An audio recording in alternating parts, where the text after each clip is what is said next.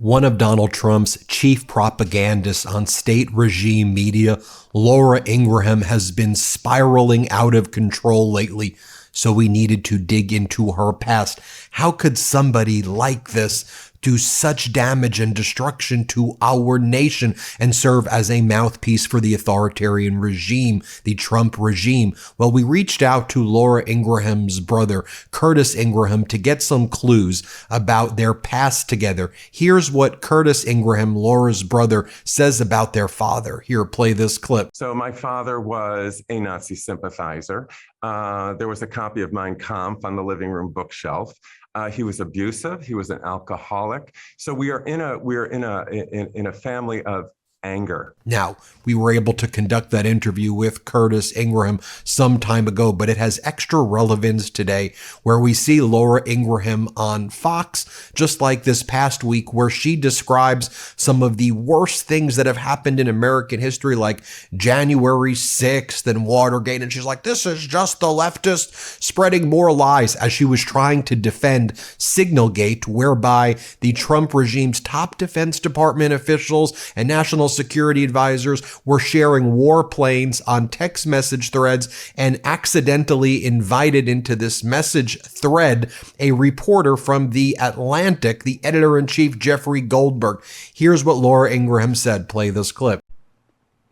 You know, I was thinking about this. I've been in Washington a long time.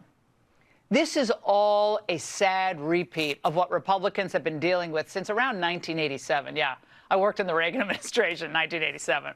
From the Bork hearings to Iran-Contra to the Russian collusion to the myriad anti-Trump hoaxes, Charlottesville, January 6th, it's one long slash and burn campaign. Democrats didn't really care about any of the underlying issues involving any of those stories. They cared about gaining a political advantage.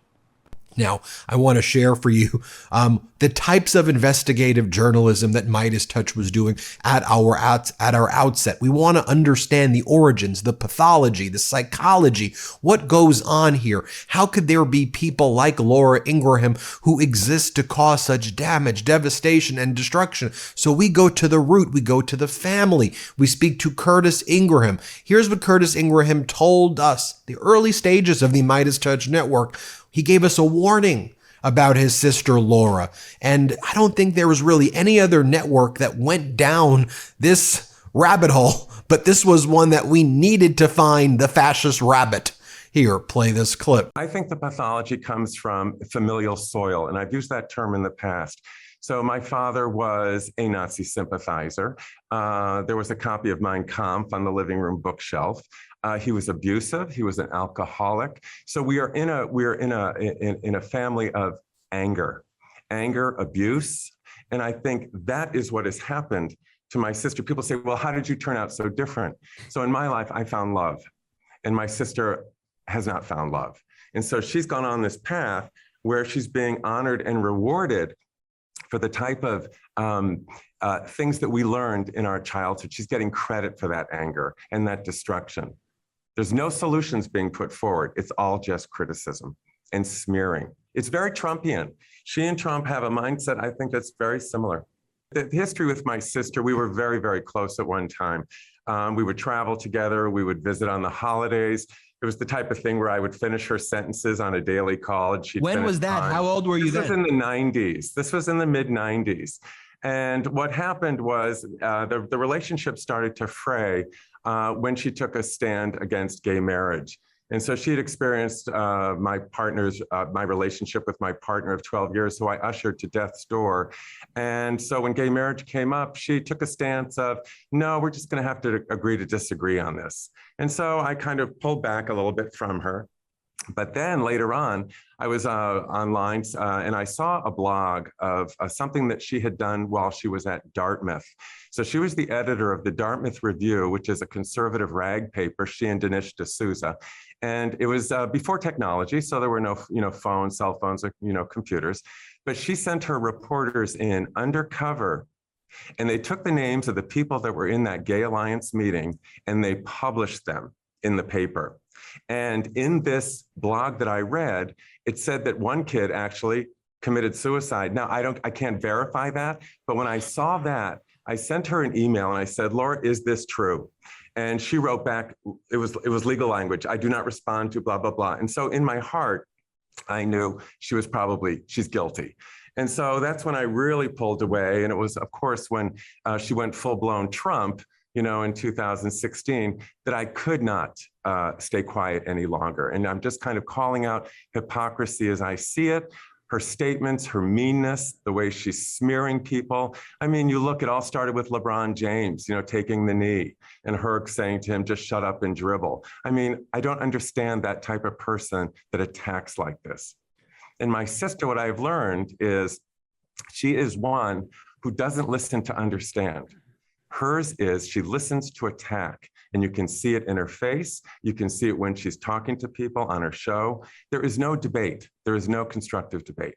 She has no expertise. This is what I'm saying. But people listen to her and they think, oh my God, she is the pillar of truth. She knows her facts. She does not. She is spinning. So she's a spin artist. And so these people, it's easy to buy into her spin because anger is easier than, constructive solutions. I cannot stay quiet. And there is, we have history in common.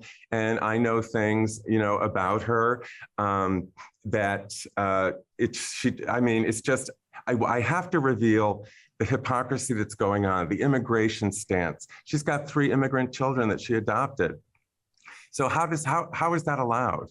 The vaccination, anti-messaging around vaccines. She's been vaccinated. They have. Murdoch got early access to the vaccinations. All his star assets were vaccinated. And yet they're spinning a counter tale, which I find is very destructive. And it's disinformation. And it's a spin that people are following.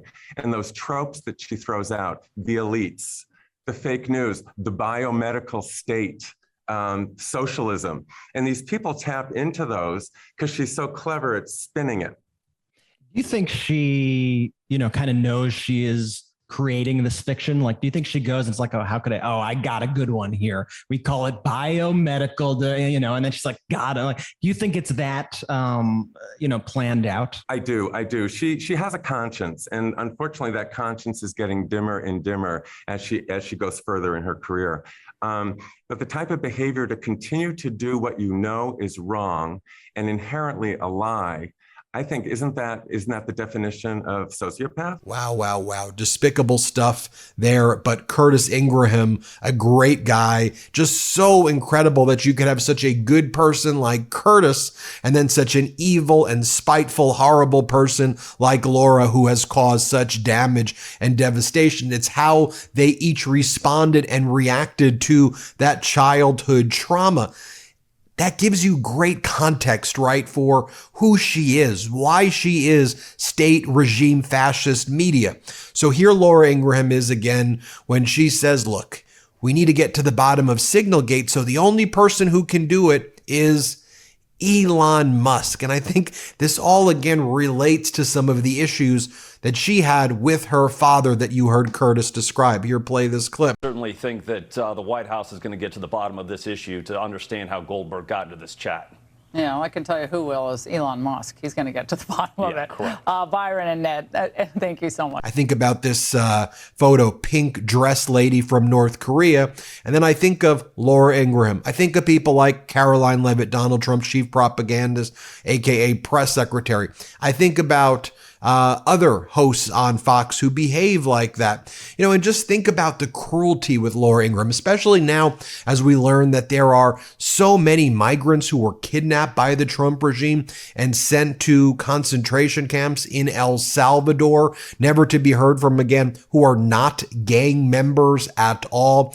People who were soccer coaches, a gay hairstylist, someone who had a tattoo, autism awareness because a family member was autistic and so they wanted to bring awareness. But because maybe they had a Real Madrid tattoo, they were called Tren de Aragua gang member terrorists. So they were sent to El Salvador to rot and die, potentially never to be heard from again. And then the United States government made ISIS-style videos bragging about their brutality, and then they had their mouthpiece Laura Ingraham say this. Play this clip. But now, the Trump team has a message to all those here who should not be.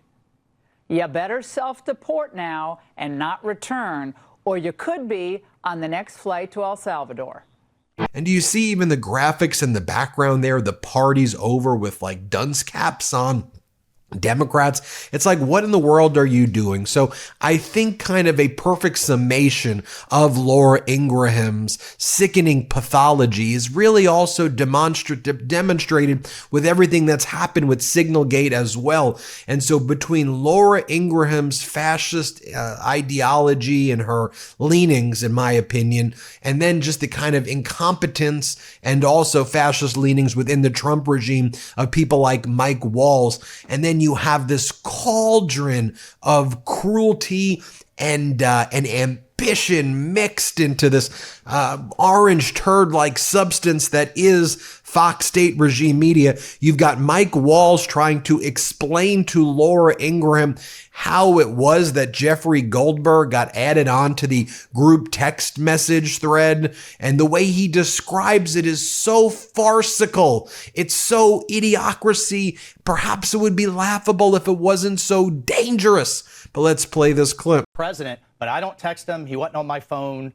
And we're going to figure out how this happened. So you don't know what staffer is responsible for this right now? Well, look, a staffer wasn't responsible, and look, I take full responsibility. I built the group. My job is to make sure everything's coordinated. But how did the number? I mean, I don't mean to be pedantic here, but how did the number? Have you ever had somebody's contact that shows their name, and then you have somebody else's number there? I never make those mistakes. Right? You got somebody else's number on someone else's contact. So of course I didn't see this loser in the group. It looked like someone else. Now, whether he did it deliberately or it happened in some other technical mean is something we're trying to figure out. So, and then finally, I just have to share with you the common sense here after sharing you all that crap of Laura Ingraham and hopefully giving you some insight into who she is. I want to share with you what Jeffrey Goldberg said on the weekend shows, because he's the editor-in-chief from The Atlantic who was put onto this text thread where war plans were shared by the Trump regime. Here's what Jeffrey Goldberg has to say. Goldberg, let's hear it. I'm sure everybody out there has had a contact where it was said one person and then a different phone number. But you've never talked to him before, so how's the number on your phone? I mean, I'm not an expert in any of this, but it's just curious. How's the number on your phone? Well, if you have somebody else's contact and then somehow it gets sucked in, it gets sucked in. Jeffrey, what do you make of those explanations? This isn't the Matrix. Phone numbers don't just get sucked into other phones. I don't know what he's talking about there. Very frequently in journalism, the most obvious explanation is the explanation. My phone number was in his phone because my phone number is in his phone. He's telling everyone that he's never met me or spoken to me. That's simply not true. I understand why he's doing it. But this has become a somewhat farcical situation. There you have it, folks. Let me know what you think. Pretty deep dive into the pathology, eh? Let me know in the comments if you knew that before. Hit subscribe. Let's get to 5 million subscribers. Thank you for watching and have a great day. Can't get enough Meidas? Check out the Meidas Plus Substack for ad-free articles, reports, podcasts, daily recaps from Ron Filipkowski, and more. Sign up for free now at MeidasPlus.com.